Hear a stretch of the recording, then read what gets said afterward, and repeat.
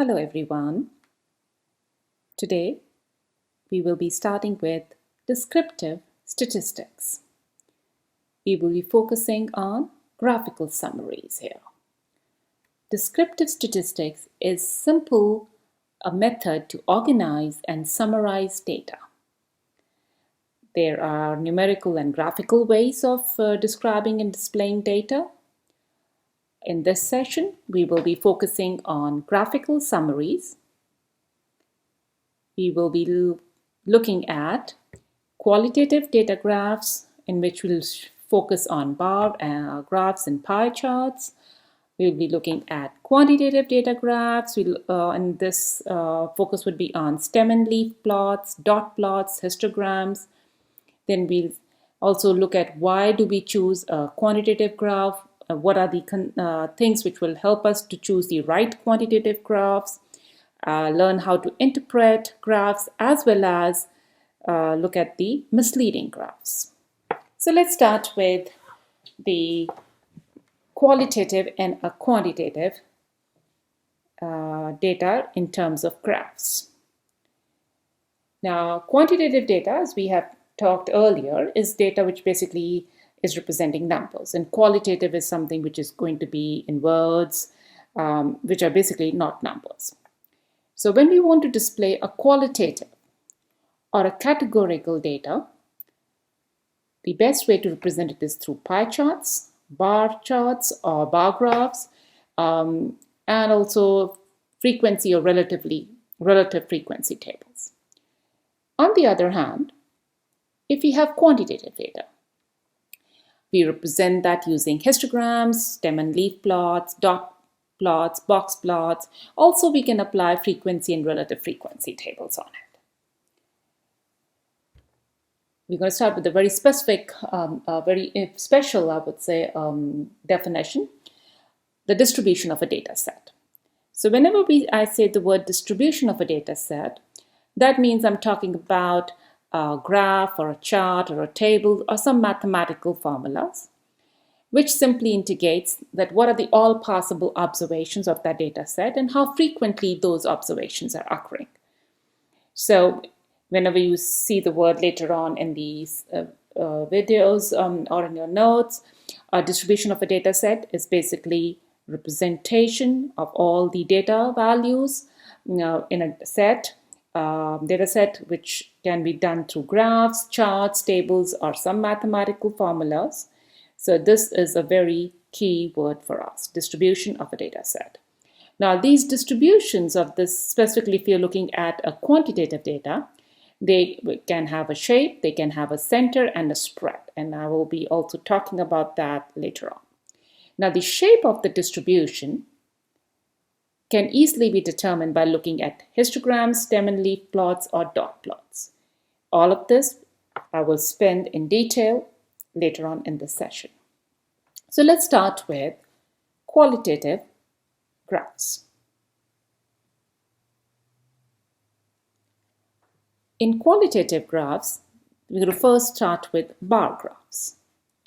Now, bar graphs is one of the ways to represent a categorical or a qualitative data. In a bar graph, it's like this. So you simply have, suppose we are looking at a number of females and males in a class. So suppose the number of females in this biology class, say, was 10, and number of males in this class was, say, 6. So this is how you represent a bar graph. Basically, these are vertical bars, and you write down, so this should be females here, and sorry, this should be males, and how many females and males, say 10 and 6, so this is being represented by this vertical axis. So that's basically a bar graph. It displays a vertical bar for each category, for example, the females and males here. The height of each bar represents either the counts, so here the count is there are 10 females, or there are 6 males. Now this represents the counts of frequencies, or it can be in terms of percentages or relative frequencies for that category. Now, if the bar graphs, if they are ordered according to their frequency from the tallest bar to the shortest bar, these are called Pareto charts. So in this one, by default, we kind of had, the females in the group are represented first, and that's the tallest to the shortest, and this one is also an example of a Pareto chart. Now let's look at the other graphs. Suppose I'm looking at how many students are commuting and how many students are in the dorms in a particular university. So suppose the dorms are, say they are around, say there's say roughly around, say 100 students who are in a dorm, or they are say around 150 students who are commuting. So this is commuters or dorms. So say, this one is 150. Now this is not a Pareto chart because we're going from small to tall. Or we can also look at bar graphs, like, you're looking at, your, so what kind of different flavors of, say, chocolate, different flavors of ice cream you're liking. So somebody likes chocolate. Somebody says, oh, they like strawberry. This is strawberry. Somebody likes vanilla. So you can have different ways of representing bar graphs. Now, let's look at an example. So by the end of 2011, say Facebook had over 146 million users in the United States. This table is showing three age groups, the number of users in each of these age groups, and the proportion of the users in each age group. We're going to look at construct a bar graph for this data. So the age groups are 13 to 25, 26 to 44, 45 to 64, number of Facebook users, their proportions. Now clearly notice that in this one, the bar graphs goes from the tallest to the smallest. So this also is like a Pareto chart. Ages are being represented in terms of range of values, and then the proportion is being represented by the y-axis. And we also said that we can represent qualitative, graphs for pie charts. Now, pie chart is simply you're looking at the whole circle, which represents, as a pie, the whole data. That's how we look at it. So it's a circle. So, and depending upon how many, say, we're looking at the category of females and males. So I can say, suppose there was more than 50% were females in the class, and the rest were males in the class here. So, this is one biology class, suppose I'm looking at.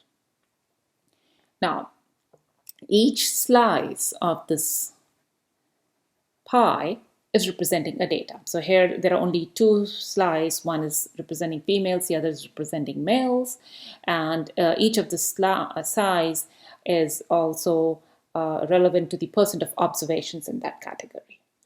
Let's take another example. There are three sections of a statistics class taught by a professor, and the professor wanted to know how many students were doing in the first midterm of that class. So the data was gathered for all three sections, and this is how the data looks like.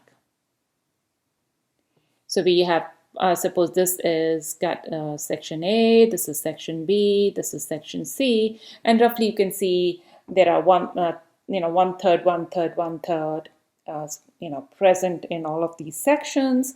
So this blue one is definitely more than the yellow and red. So we can say if it's a little bit more than 33%, one third, remember, one third is roughly around 33%. So if we can say this is a little bit more, so you say, suppose this is, I'm just eyeballing it, say 35%, and this is, looks very much like one third, so this is 33%, and this also is almost one third, so suppose this is 33% too. So roughly, I'm just making eyeballing the idea here. So those were the qualitative graphs. We looked at pie charts and bar graphs to display the data set. Basically, we're talking of distribution of a data set here.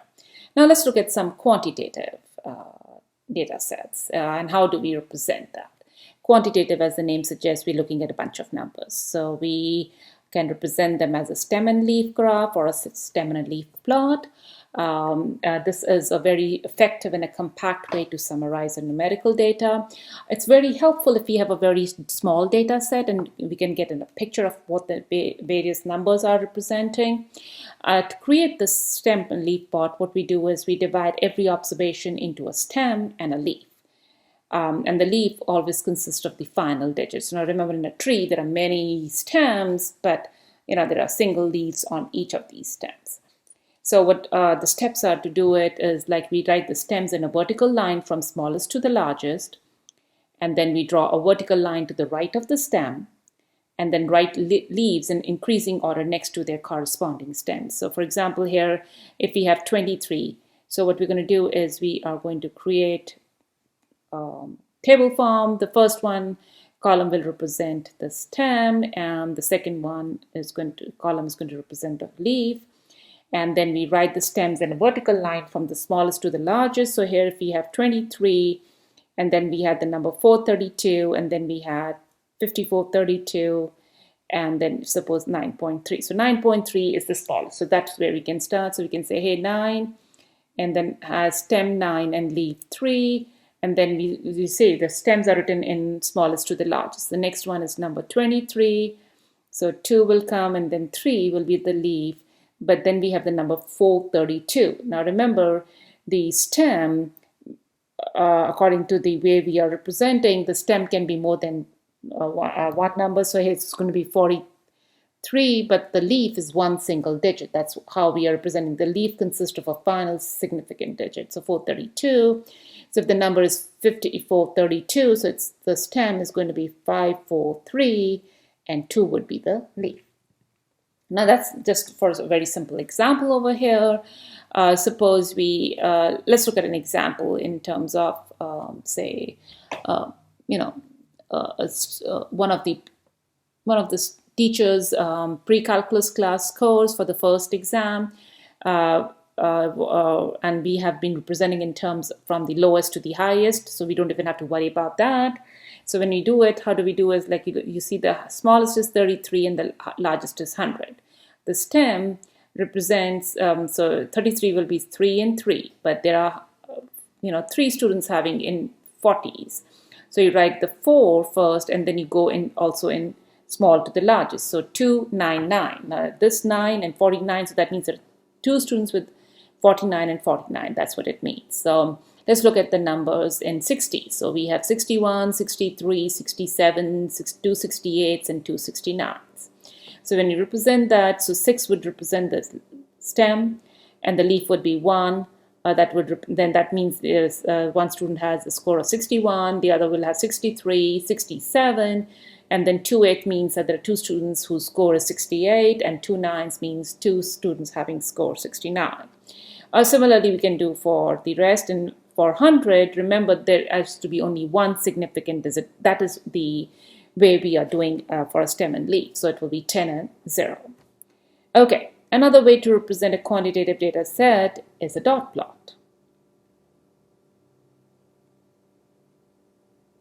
So let's look at the dot plots. It's a very simplest way to represent a numerical data. Here in a dot plot, every observation is represented by a dot above the value which is given on a horizontal scale, and if the value occurs more than once, it is represented by another dot vertically stacked above the previous one. So let's take an example. Suppose these are the grades of one of the quizzes I had given in my class.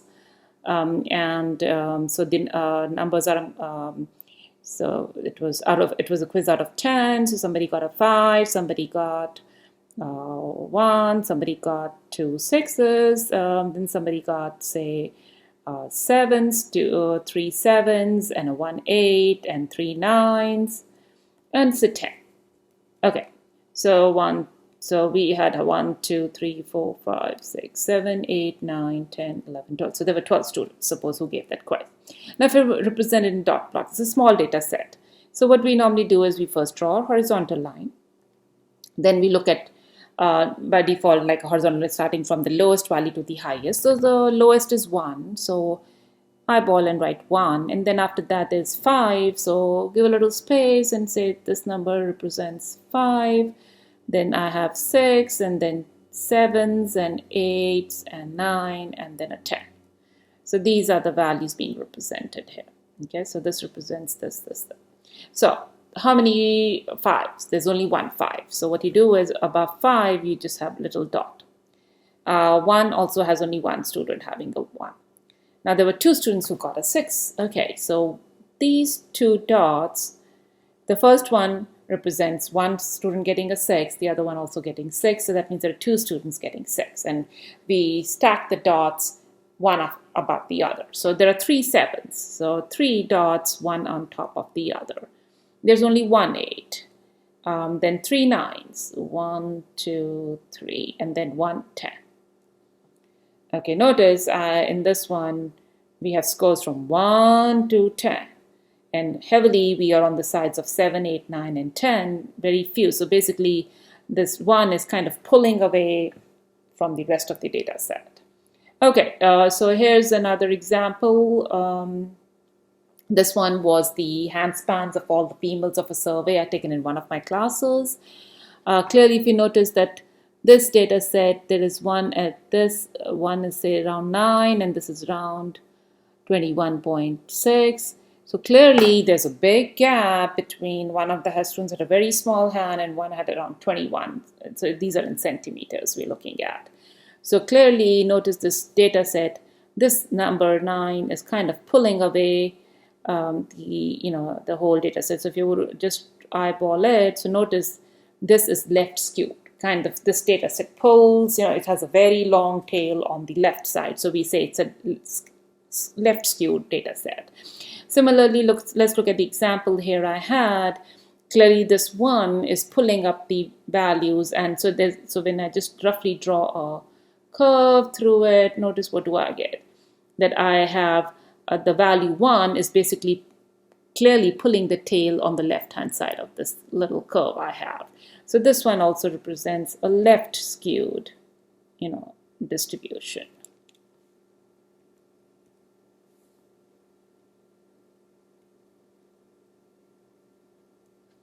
Okay, so let's go and look at another example.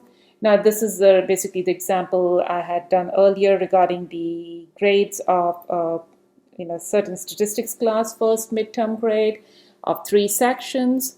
There were around roughly, I would say around 150, 160 students in the class.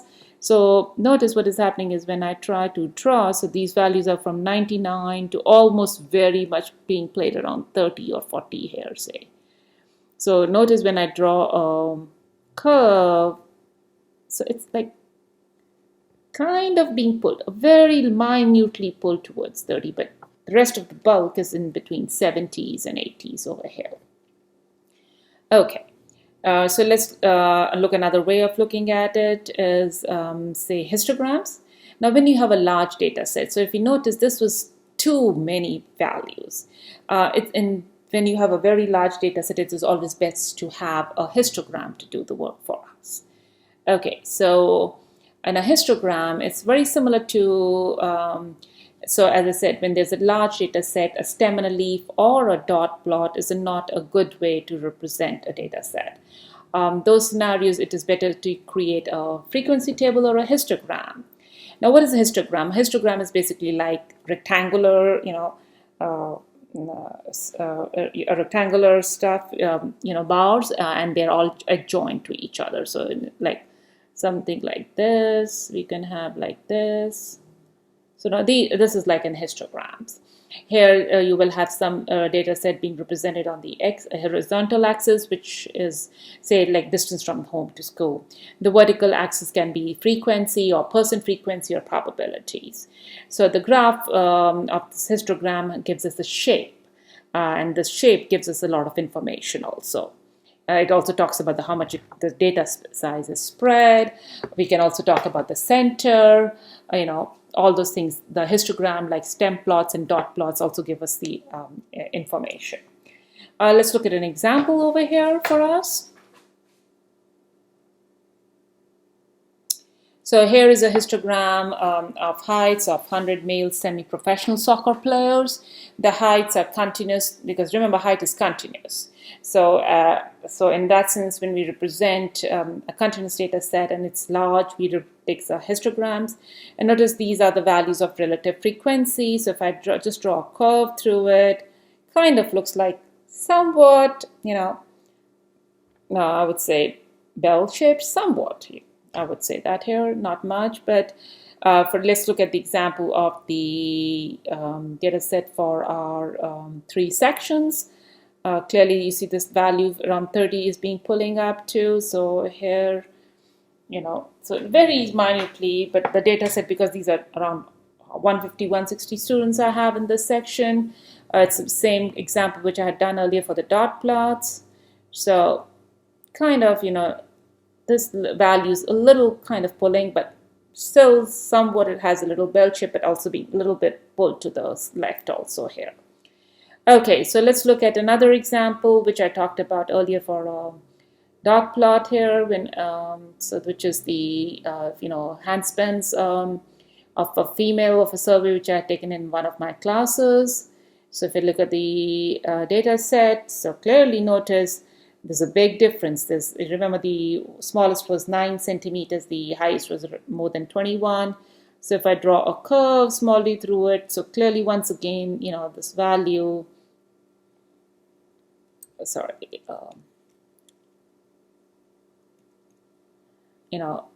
9 is also kind of pulling up the values over here. Okay, so this is one way also of representing, looking at the shape of a data set. Now the question comes up is, so we have learned about different quantitative graphs, stem and leaf, dot plots, and histograms. What would be a good and appropriate choice to pick up to represent a quantitative data set? That's what we like to think about now. So here's the answer to it. Is that if you have a small data set and you can retain the data values, then the best way to do is using stem and leaf plots or dot plots. But if you have a very large data set and you want to represent such a large, it gives us a compact display, and it also gives us the flexibility in defining intervals. Histograms is the best way to do it. Now, remember, we also like to, if we are given a data set and we represent it graphically, we like to have some information about it, because graphs on their own are just lying over there. We say, what can it tell us? Because that's what we're looking for. So that's basically, we're talking about interpreting graphs. Now, as I said earlier, when I started with this session on this chapter, I said the distribution of the quantitative data tells about center, shape, and spread. 3 things it tells us. It tells us the spread, that, how, what the range of values, the spread gives us the range of values of a distribution. The shape, is it like bell shape, unimodal, is it like nice little bell shape, or is it like skewed to the left or skewed to the right, or all those little, or models, unimodals, bimodals. We're going to talk about that later. And also it says, can we find a value which divides the data set into 2 equal parts? We're talking about centering of the data set by finding the median. 50% of the data is below the median, 50% of the data set is above the median. So that's like finding the center of the data set. It's like the, so basically, like on the seesaw, the fulcrum, the point which balances the seesaw, that kind of a thing is like the center of the data set. We're talking about the spreads and the different shapes. So now I'm going to show you some examples of how we can see in terms of the shape. Specifically, if I have a stem plot, how do I look at the stem plot and say, oh, it is left skewed, right skewed, or if it's a dot plot, or it's a histogram. So let's look at those examples here now. So here we have a roughly symmetric or a symmetric. So this example is the height of females, and in terms of relative frequency, notice it is a nice little, we have a nice little, a bell-shaped curve we get here. So we say it's very symmetric here. This example of the midterm scores of the students kind of roughly symmetric, not much, but kind of. Then we have, data sets which are unimodal and bimodals. Unimodal means there's only one single bound, like the symmetric graph, it just had one little bound, whereas this graph has two mounds. You can definitely see that two mounds over here. So this is bimodal graphs. Then we have left skewed, shapes representing. Now remember the hand spans where the 9 centimeter was pulling up and the highest was 21. So clearly if you look at this one, so this is kind of left skewed. In terms of a stem and leaf plot, this looks like left skewed. That's how we represent. So basically, if you take this picture of the stem and leaf and then you, make a 90-degree angle towards the left, you will see it's kind of a left skewed graph. Now let's look at a right skewed one in terms of dot plots and stem and leaf plots. How do we make that recognition? Now for the stem and leaf plot, so if we look at this one, it's like clearly, it's being pulled to the down. So in other words, when you have a stem and leaf plot, if you see a tail being pulled downwards, this one is a right skewed. For dot plots, it's much more easy because just when you kind of roughly draw a curve through it nicely, again, it's right skewed. The tail, you see the tail on the right hand side is being pulled towards the right. That's what it simply means, right skewed. Now we got to be very careful, guys, because when we are interpreting and constructing graphs, there can be, some anomalies present. Because if you are, say, taking a data set and you are trying to do everything by hand, numbers can be misplaced or some things can be incorrect. So be very, very careful if you are doing using graphs from internet. Sometimes the graphs are kind of cut off to save space or something. All those things happen. So be very vigilant when you are working with graphs. You have to make sure the scaling is correct so that the correct impressions are given about the relative differences between categories and stuff. Thank you, guys.